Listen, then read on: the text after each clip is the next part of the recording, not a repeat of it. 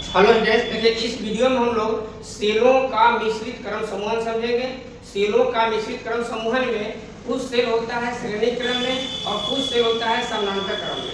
यानी कुछ सेल को हम लोग यहाँ देखिए, जैसे मान लीजिए हमारा एक सेल हो गया, ये एक सेल ये हो गया, इसी के सामने ये दूसरा सेल जोड़ दिए, ये जुटा का हमारा सीरीज में जुटा। देखिएगा यहाँ पर ये एक सीरीज में जोड़ रहे हैं, इसी में ये सीरीज में जोड़ दिए इसे।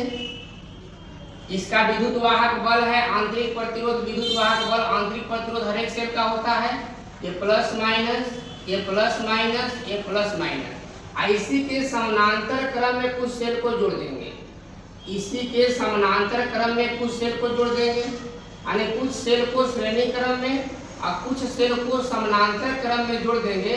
ये जो समूह बनेगा, ये जो समूह बनेगा हम लोग का, इसको कहते हैं मिश्रित क्रम समूहन। क्या कहते हैं इसको? मिश्रित क्रम समूहन। इसको कहते हैं हम लोग सब सेल का विद्युत वाहक बल, सब सेल का आंतरिक प्रतिरोध। इस तरह से हम लोग देखिए कुछ सेल को जोड़ दिए समानांतर क्रम में और कुछ सेल को जोड़ दिए श्रेणी क्रम में। और क्या करेंगे, इस सब के धन ध्रुव को एक पॉइंट पर जोड़ दिए, एक पॉइंट पर जोड़ दिए, इधर ऋण ध्रुव को एक पॉइंट पर जोड़ दिए, और जोड़ने के बाद इसको बाह्य प्रतिरोध से जोड़ देंगे, बाह्य प्रतिरोध से जोड़ देंगे। ये जो संबंध बन जाएगा हम लोग का, इसको कहते हैं मिश्रित क्रम समूहन।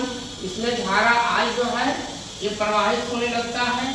ध्यान रखिएगा, इसमें श्रेणी क्रम में जोड़े गए सेलों की संख्या को n मानते हैं और समानांतर क्रम में जोड़े गए सेलों की संख्या को m मानते हैं।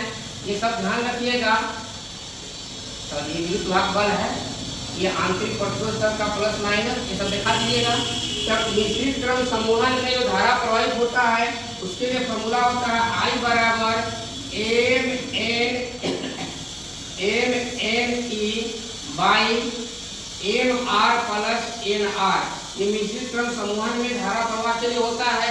अब आता है कि मिश्रित क्रम समूहन में अधिकतम धारा का मान के लिए प्रतिरोध का मान कितना होना चाहिए। अधिकतम धारा के मान के लिए अधिकतम धारा के लिए होता है हम लोग का mr बराबर nr, यानी कि r का मान हो जाएगा nr बाई m। अधिकतम धारा के लिए प्रतिरोध का मान रहेगा, इस फॉर्मूला से हम लोग निकाल लेंगे। इस तरह से मिश्रित क्रम समूहन देख लिए। अब अगले वीडियो में फिर नया वीडियो देखते हैं, तब तक